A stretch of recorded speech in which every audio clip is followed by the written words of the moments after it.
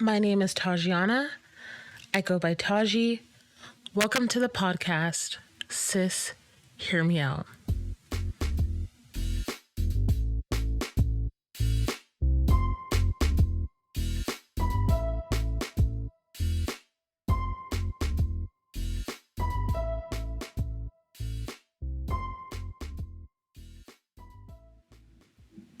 Okay, guys, so today I really want to talk about being a Black female in the workplace and home and church. I kind of just want to touch on those kind of lightly, but also like give some of my backstory on, just my life experiences about those. I do want to apologize because I am days late with this. Oh my gosh, guys, keep me accountable. Say, hey, girl, where's that episode that you promised us? So just keep me accountable, engage with me so I can be on top of it. Because this is something that I'm really excited about. So I'm like, let's do it. And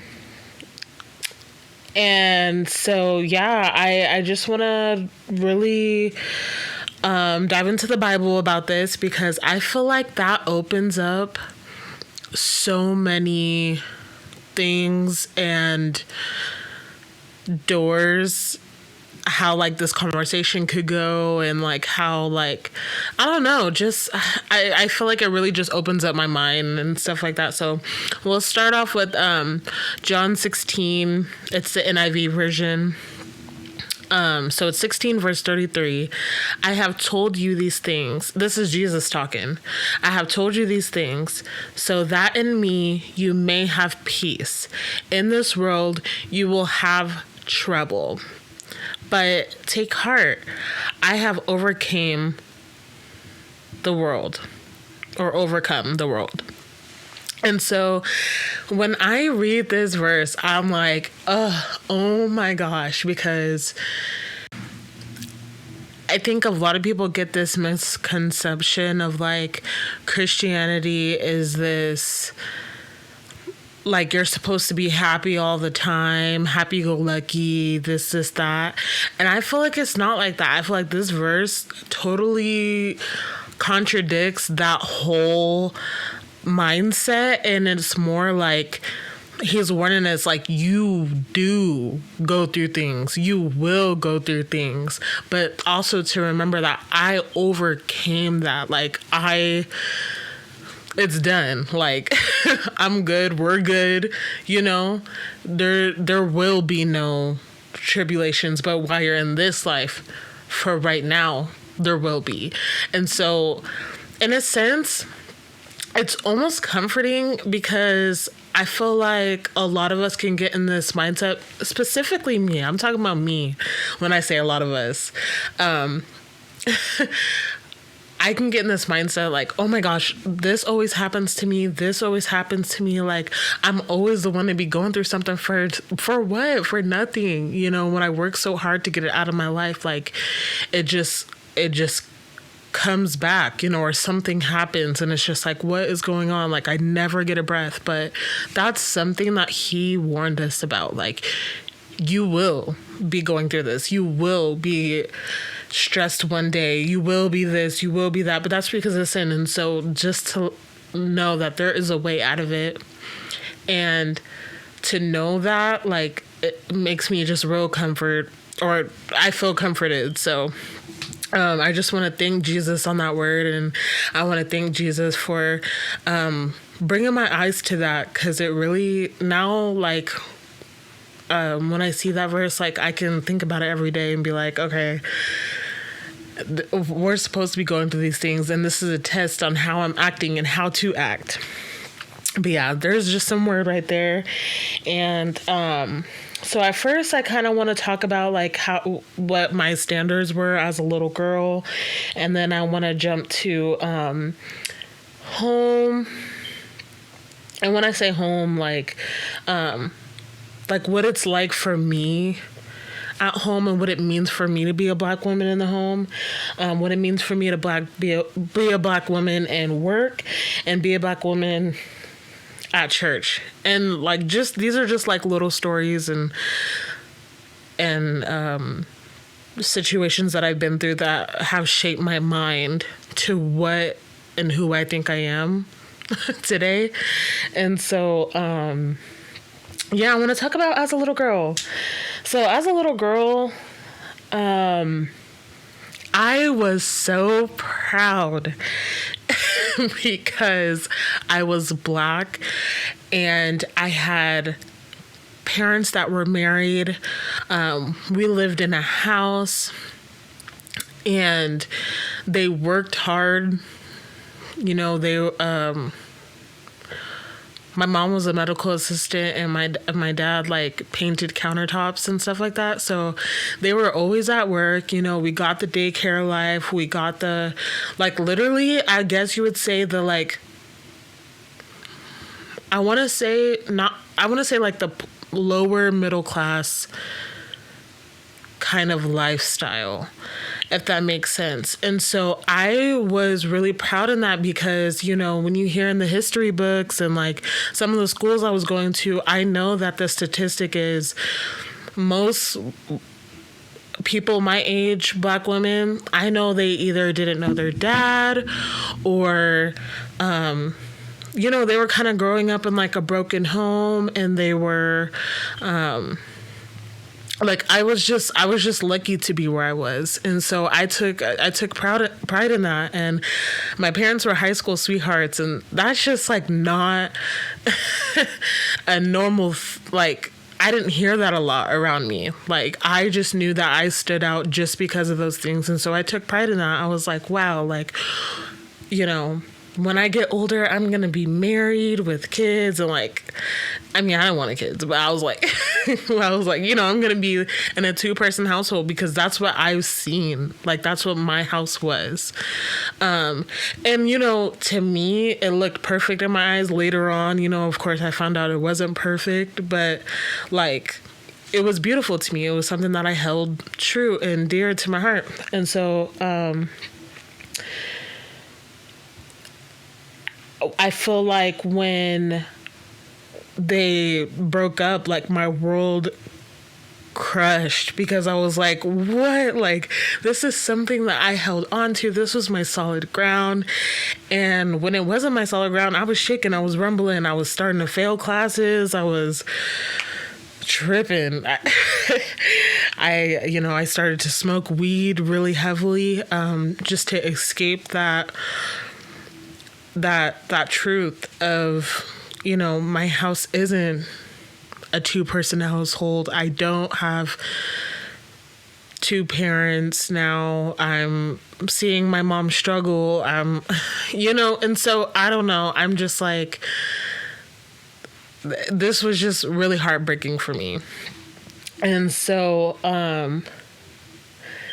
I just feel like that's what I based my whole world on. And, you know, I feel like from there, my experiences as a teenager became more intense and more like, you know, I started to want, I tried to keep my eyes on the prize, but I was so stressed and so exhausted from like the weight of what I was now carrying that I was getting distracted.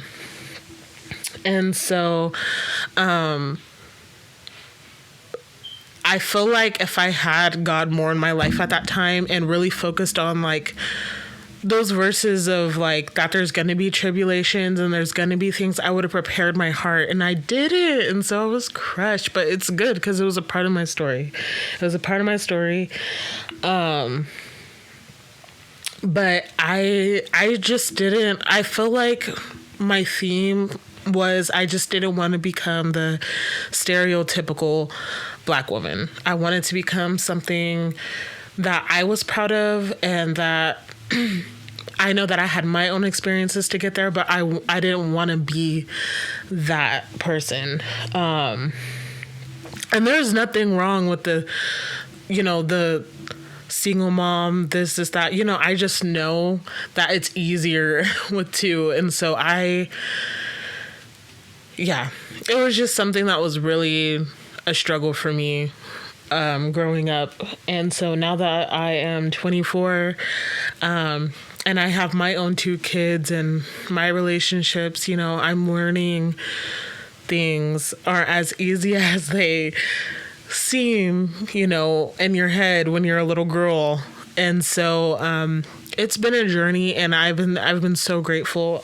So going into that family piece of now that I'm 24 in a home, I just feel like as of right now, like I feel like I have a lot of stress and pressure of having everything perfect in the house. I feel like I want to make sure that the kids shower 2 days a week, or two days a week. I'm cracking up. Like 4 days a week, and cook dinner every night, and make sure all the clothes are folded, and make sure all the dishes are done, and my floor mopped, and my windows clean, and just like everything. I want everything to be perfect. And I feel like where I fail as a Black woman, specifically because they're looked at as like hardworking people, and so when those things aren't done in the house, I'm like stressed out. I feel like I'm like all over the place, and that I'm failing my children. I'm not a good mother. But I've come to realize that that's not the case, and that I'm a good mom. It's okay for me to, leave a couple of dishes in the sink and not do a load of laundry, just to rest and to really like take every day one step at a time. I feel like lately what I've been doing is, waking up a little bit earlier, or after. So I try to put the kids in bed by 8. I make sure after the kids are done, then get straight to do what I want to do. Like if I want to do that facial routine, do it. If I want to do my nails, do it. But just to make sure that I make that time for myself, because I know that it's easy to forget when you're living your daily life, in and out, in and out, in and out. So I don't want this to be super long, so I'm just going to skip to the next one, and it comes to work. Like I said, I feel like a lot of society views Black women as very hardworking people, so I feel like I overachieve at work, and I make sure that everybody likes me. I'm like, do you need this done? Do you need this done? I'm like very sensitive to everybody's feelings, because I don't want people to feel like I have an attitude, or like I'm trying to overcompensate the stereotypes, I feel like. And, I know the stereotypes of a Black woman is usually angry, loud, rude. So I'm usually at work, I try to be quiet and sweet and overly nice to do things, so that way nobody feels any way towards me. And so, I try to, I feel like sometimes dumb down how I really want to do or really want to say in those moments. But I mean, as of right now, it's working out, but I'm also, it's working out for me, people like me and stuff like that, but also it's really good to stand up. So I'm also learning that too, without people perceiving me as, rude or angry or loud or anything like that. And then for church, I am currently right now trying to find a church that I want to consistently go to. I have realized that it is really important in the household, and I really value the time and I don't know, like I just really value that time together as a family, praising the Lord and talking to him and praying for our family. Like, I just know that prayer is the biggest power. So I'm like, I don't know. I just want to dive into that, and I want to be around other people that really is like-minded, at least once a week, about the same spiritual blessings and the same spiritual guidance, that I believe in. And so, yeah, that's something that I really want to look forward in, and just tying it all back to the beginning. When